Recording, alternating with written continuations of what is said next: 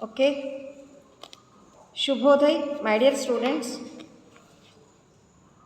कैसे हैं आप? अच्छे हैं ना? आइए इस सेशन में साहित्य की महत्ता महावीर प्रसाद द्विवेदी जी के निबंध हैं, इस निबंध के बारे में बताती। निबंध का नाम क्या है? साहित्य की महत्ता। तेलुगु में साहित्य की महत्ता का अर्थ साहित्यम యొక్క ప్రాధాన్యత, इंपॉर्टेंस ऑफ लिटरेचर है ना। इंपॉर्टेंस ऑफ लिटरेचर तेलुगु में साहित्यम యొక్క प्रामुख्यता। राइटर का नाम महावीर प्रसाद द्विवेदी जी हैं। सुनिए, महावीर प्रसाद द्विवेदी जी उत्तर प्रदेश के रायबरेली जिले के दौलतपुर नामक गांव में सन 1864 में उनका जन्म हुआ था। रायबरेली जिले के उत्तर प्रदेश में दौलतपुर नामक गांव में उनका जन्म 1864 में हुआ था।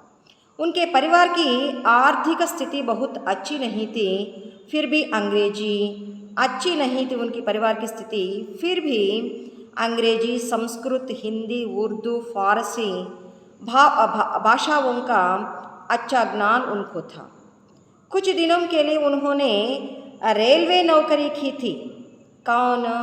महावीर प्रसाद द्विवेदी जी ने। बाद में वे सरस्वती पत्रिका के संपादक बने। उन्होंने बड़ी निष्ठा के साथ 20 वर्षों तक सरस्वती पत्रिका की सेवा की थी। सरस्वती पत्रिका की संपादक बने। संपादक का अर्थ क्या है? एडिटर बने। बाद में उन्होंने बड़ी निष्ठा से 20 वर्षों तक सरस्वती पत्रिका की सेवा की थी। उनके लगभग 7 निबंध संग्रह प्रकाशित हुए। ऐसे महान निबंधकार की मृत्यु सन 1938 में हुई। आइए माय डियर स्टूडेंट्स, ये है अबाउट द राइटर। सुनिए, पाठ का सारांश, साहित्य की महत्ता पाठ का सारांश इस प्रकार है। साहित्य विवेक मूलतः जीवन विवेक है।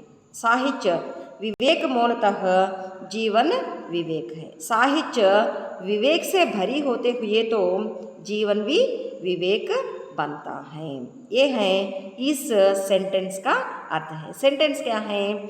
साहित्य विवेक मूलतः जीवन विवेक है। लेखक कहते हैं कि साहित्य और जीवन का अन्योन्याश्रित संबंध है, क्योंकि मूलतः साहित्य की रचना करने वाला व्यक्ति सामाजिक प्राणी है। साहित्य रचना करने वाले व्यक्ति कौन है? कवि या लेखक या रचनाकार। ये रचनाकार मूलतः साहित्य की रचना करने वाले कवि या लेखक या रचनाकार सामाजिक प्राणी है। इसके नाते वह अपने जीवन के अनुभवों, कहे सुने बातों से उद्बोधित होकर अपनी भावनाओं को व्यक्त करता है। ऐसी रचनाओं को जब समाज में उच्च स्थान प्राप्त होता है, रचनाकार से रचना करने वाले ये रचनाएं समाज में उच्च स्थान प्राप्त होता है तो उसे साहित्य का दर्जा दिया जाता है। अतः मनुष्य अपने भावों एवं विचारों को साहित्य के माध्यम से व्यक्त करता है। मनुष्य अपने भावों और विचारों को, उनके थॉट्स और विचारों को साहित्य के सृजन से समाज में व्यक्त करता है। साहित्य सृजन सभ्यता का परिचायक है। साहित्य का सृजन कैसा है? सभ्यता का परिचायक है। सभ्यता, संस्कृति, भारतीय सभ्यता है ना। ऐसी तरह की स्थितियों में रचनाकार साहित्य सृजन कर सभ्यता का परिचायक है। इसलिए साहित्य को परख कर हम उस समाज की ही नहीं बल्कि स्वयं अपना भी परीक्षा कर ले सकते हैं। इस साहित्य को परख कर रचनाकारों से रचना करने वाले ये साहित्य को पाठक लोगों ने परख कर हम उस समाज की ही नहीं बल्कि स्वयं अपनी भी परीक्षा ले सकती हैं। जैसे कहा गया है कि साहित्य समाज का दर्पण है। एक विषय कहा गया है कि क्या है? साहित्य समाज का दर्पण है। साहित्य लिटरेचर है, समाज सोसाइटी है। साहित्य समाज का दर्पण है। दर्पण का अर्थ क्या है? मिरर है ना, आईना, मिरर है। उसी प्रकार मनुष्य यदि आईने के सामने खड़े हो जाते हैं तो वह स्वयं अपनी परछाई देखते हैं। एक व्यक्ति आईने के सामने खड़े हो जाते हैं तो वह स्वयं अपना ही परछाई देखते हैं, छाया देखते हैं। अतः जैसे मनुष्य वैसे समाज और उसी के तदनुरूप साहित्य लेखन। यहाँ लेखक का कहना है कि समाज का उद्धार करना है तो सबसे पहले मनुष्य के विचारों तथा दृष्टिकोणों में भी विकास करना है। समाज उद्धार करने का आलोचन रचनाकार में आते हुए के समय के क्या है समय के पहले उनके मन में सबसे पहले मनुष्य के विचारों तथा दृष्टिकोण में विकास करना है। विकास कार्य क्या है? डेवलपमेंट है, उन्नति है और उद्धार है, डेवलपमेंट है। सुनिए माय डियर स्टूडेंट्स, ज्ञानी बनाना है, क्योंकि ज्ञान विज्ञान साहित्य से मनुष्य ज्ञानी बनाना है, नॉलेजेबल व्यक्ति बनता है, व्यक्ति की तरह बनता है। ज्ञानी बनाना है क्योंकि ज्ञान विज्ञान जीवन को सरल व सुगम बनाते हैं। ज्ञान विज्ञान जीवन को सरल और सुगम बनाते हैं। జ్ఞానము విజ్ఞానము జీవితానికి తెలుగు में सुनिए జీవితాన్ని సరళంగాను సుగమంగాను మంచి మార్గాన్ని ఇస్తూ ఉంటాయి అన్నమాట। జ్ఞానము అంటే నాలెడ్జ్, విజ్ఞానము సైన్స్। చిన్నతనంలో మనం పుస్తకాలు చదువుకున్నప్పుడు అక్కడ ఎన్ఎస్ బుక్ మీద విజ్ఞాన శాస్త్రము అని ఉంటుంది, అంటే సైన్స్ బుక్ అన్నమాట। అంటే ఇక్కడ హిందీలో జ్ఞానము విజ్ఞానము అనగానే మీద అక్కడ వదిలేసి వెళ్ళిపోకూడదు, తెలుగులో వినండి, ఒక్క మాట తెలుగులో వినండి। ఏంటంటే జ్ఞాन विज्ञान मानव की जीवन को सरल और सुगम बनाते हैं। సరళంగాను తర్వాత సుగమము మంచి మార్గాన్ని ఇస్తుంది సైన్స్ అనేది। సైన్స్ ఎలా మంచి మార్గాన్ని ఇస్తుంది మేడం గారు అని చెప్పేసి మీరు అనొచ్చు। సైన్స్ ద్వారా మనము ఫర్ ఎగ్జాంపుల్ సైన్స్ చదువుకున్న వాళ్ళు ఏం చేయాలి? సైన్స్ని నమ్మాలి అంటే ఇప్పుడు ఫర్ ఎగ్జాంపుల్ చాలామంది ఏం చేస్తారు, వాళ్ళు ఎదురొచ్చారు, వీళ్ళు ఎదురొచ్చారు, లేకపోతే మంచి రోజు చూసి నేను ఆపరేషన్ చేయించుకుంటాను, లేకపోతే మంచి రోజు చూసి నేను ఫలానా ముహూర్తం పెట్టించుకుంటాను, ఇవన్నీ సైన్స్లో లేవన్నమాట। సైన్స్ మనం ఖచ్చితంగా నమ్మాలి। నమ్మినప్పుడు ఏమవుతుంది, మనకి అది మార్గాన్ని సుగమం చేస్తుంది। అట్లానే నాలెడ్జ్ ఉన్న వ్యక్తుల యొక్క జీవితము సరళంగా ఉంటుంది, మంచి ఆడంబరాలకు పోరు వాళ్ళు। తర్వాత ఏం చేస్తారు, నాలెడ్జబుల్ ఫెలోస్ చాలా సింపుల్గా అన్ని పనులు చేసుకొని వెళ్ళిపోతారు। సింపుల్గా అంటే ఏంటి, వాళ్ళు బ్రెడ్ అయినా తింటారు, తర్వాత మీరు తిన్నట్టు బిర్యానీ అయినా తింటారు అన్నమాట। అంటే ఉన్న రోజు ఏం చేస్తారు, వాళ్ళు చక్కగా ఏది ఉంటే అది తీసుకుంటారు। మనకి ఆధ్యాత్మికంగా కానీ సాహిత్యపరంగా కానీ చెప్పింది కూడా అదే విషయం కాబట్టి come to the point Hindi में सुनिए। क्या है मनुष्य के विचारों तथा दृष्टिकोण में विकास करना है तो समाज का विकास भी होता है।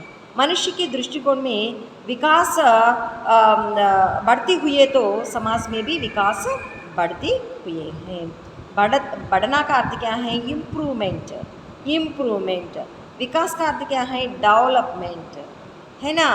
आइए ठीक है, क्या है, इसके दो मार्ग हैं।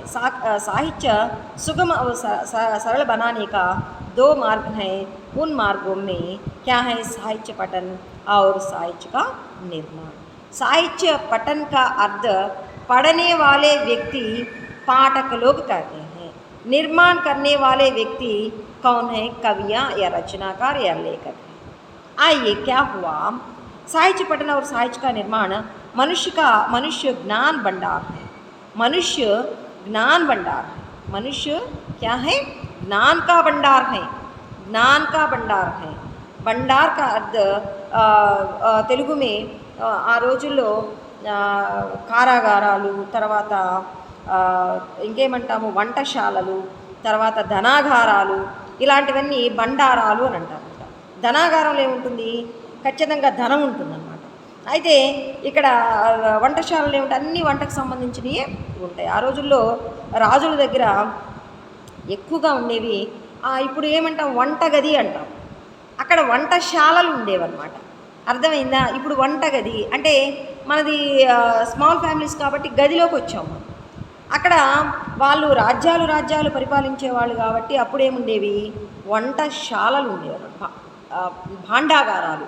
అంటే ఇక్కడేంటి, మనుష్యు జ్ఞాన్ కా భండార్ హై. ఇక్కడ నేను చెప్పింది జ్ఞానం కొద్దిగా ఉంటుంది మనిషికని కాదు. మనిషి దేంతో నింపబడి ఉన్నాడు, జ్ఞానంతో నింపబడి ఉన్నాడు. ఎలా తెలుస్తుంది మేడం మనకు జ్ఞానం ఉంది లేని అంటే, నీ యొక్క పనిని బట్టే తెలుస్తుంది అన్నమాట. ఫర్ ఎగ్జాంపుల్, నువ్వు బండి వేసుకొని వెళ్తూ ఉంటావు, నువ్వు ఏదైనా ఎదురొచ్చినప్పుడు పక్క తప్పుకుంటే ఏమవుతుంది, నువ్వు జ్ఞానవంతుడు, నీ మైండ్ బాగానే పనిచేస్తుంది. అర్థమైందా? కాదు, అది నా బండి కన్నా చాలా, అది నేనేమో యమహా మీద వెళ్తున్నాను, వాడేమో టీవీఎస్ మీద వస్తున్నాడు కదా, ఏమవుతుంది అతనే పోతాడు అని చెప్పేసి మనం వెళ్ళామనుకో, ఏమవుతుంది, క్లాష్ అవుతుంది. అక్కడ నీ యొక్క జ్ఞానము తక్కువగా ఉందన్నమాట. ఇక ఇలాంటివి చెప్పుకుంటూ వెళ్తే మనిషి యొక్క జ్ఞానం అన్నిటితో మనం ఇలా ఉన్నాము అంటే జ్ఞానంతో ఉండబట్టే ఇలా ఉంటామన్నమాట. జ్ఞానహీనుడు ఏం చేస్తాడు, పిచ్చి పనులు చేస్తూ ఉంటాడు.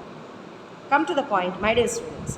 ఈ తెలుగులో ఎందుకు చెప్పానంటే, ఈ వాక్యం యొక్క అందం మీకు తెలియాలి కాబట్టి. అంటే హిందీలో చెప్తే మీకు ఈ వాక్యం యొక్క అందం తెలియదా మేడం గారు అని అనుకోవచ్చు. కాదు, మనుష్య జ్ఞాన్ కా భండార్ హై అనే మాట వినేసి వెళ్ళిపోతాం. కానీ మనుష్యుడు ఆ బండారము అంటే ఏంటి, గది అంటే ఏంటి, ఆ రెండింటి యొక్క తేడా మీకు తెలియాలన్నమాట. मनुष्य ज्ञान का भंडार है, मनुष्य ज्ञान का भंडार है। मनुष्य अपने भावों और विचारों को वाणी के माध्यम से अभिव्यक्त करता है। मनुष्य अपने भावों और विचारों को वाणी के माध्यम से व्यक्त करता है। मनुष्य अपने भावों अतने యొక్క భావనల్ని ఆలోచనల్ని वाणी के माध्यम से व्यक्त करता है। वाणी का अर्थ क्या है, మాట. దేని ద్వారా వ్యక్తీకరిస్తున్నాడు, మాట ద్వారా వ్యక్తీకరిస్తున్నాడు। वाणी के माध्यम से अपने भावों और विचारों को व्यक्त करता है, अभिव्यक्त करता है और समाज का प्रतिनिधि बनकर समाज का चित्र बनाया करता है। समाज का प्रतिनिधि बनकर समाज का चित्र बनाया करता है। वही समाज प्रतिष्ठित कहलाता है कि जिसका साहित्य भरपूर हो, अन्यथा समाज नहीं कहा जा सकता। किसी भी जाति और विशेष का विकास या पतन साहित्य पर निर्भर होता है। किसी जाति का विशेष और विषय किस में निर्भर रहता है, समाज में निर्भर रहता है। एट द सेम टाइम साहित्य में भी निर्भर रहते हैं। ये हैं इस साहित्य में मनुष्य का पात्र है, मानव का पात्र है। लिटरेचर में मानव का पात्र है और सोसाइटी में मानव का पात्र इस प्रकार होता है। सुनिए माय डियर स्टूडेंट्स, साहित्य समाज का प्रतिबिंब है और समाज में जो विशेषताएं या कमियां हैं उन्हें उनके विधियों द्वारा अभिव्यक्त करता है और व्यक्ति अपने प्राचीन काल की संस्कृति और सभ्यता की जानकारी प्राप्त करता है। क्या जानकारी प्राप्त करता है, सभ्यता और संस्कृति को भी जानकारी प्राप्त करता है। किसके द्वारा, साहित्य के द्वारा सभ्यता और संस्कृति को जानकारी प्राप्त करते हैं। मनुष्य अपने भावों विचारों वाणी के द्वारा अभिव्यक्त करता है और साहित्य के द्वारा प्राचीन काल की संस्कृति और सभ्यता की जानकारी प्राप्त करता है। फॉर एग्जांपल తెలుగు में ప్రాచీన సంస్కృతి సభ్యతల్లో ఒక విషయం చెప్పాలంటే, ఫస్ట్ కొంతమంది వేషజాలకు పోయి ఎదుటి వాళ్ళని పలకరించారు. కానీ మన రామాయణంలో ఒకటి ఉంటుందన్నమాట, రాముడు అందరిని ముందుగా పలకరిస్తారు. భగవంతుడైన రాముడు ముందుగా అందరినీ పలకరించే తత్వము రాముడికి ఉంటుందన్నమాట. అర్థమైందా? అందుకే చూడండి, శూర్పణఖ వస్తుంది, వచ్చేసి అక్కడ వచ్చి తన కోరికని వెల్లడించినప్పుడు రాముడు మృదు స్వభావి కాబట్టి అక్కడ ఏం చేస్తాడు, ఆమెతో డైరెక్ట్గా చెప్పడన్నమాట. చెప్పకుండా ఒక చిరునవ్వు నవ్వుకొని లక్ష్మణుడితో అంటాడు. ఏమంటాడు, లక్ష్మణ ఈ విషయం ఏంటో చూడు అని చెప్పేసి లక్ష్మణ్తో చెప్తాడు. Come to the point. ఇక్కడ ఏం చెప్పారు, साहित्य संस्कृति और सभ्यता की जानकारी प्राप्त करता है। साहित्य से संस्कृति और सभ्यता का जानकारी मानव को प्राप्त होता है। लिटरेचर का महत्व इसी तरह होता है और महान है और उसे आने वाली पीढ़ियों तक का प्रयास करता है। आने वाली पीढ़ियों को भी जानकारी देते हैं साहित्य।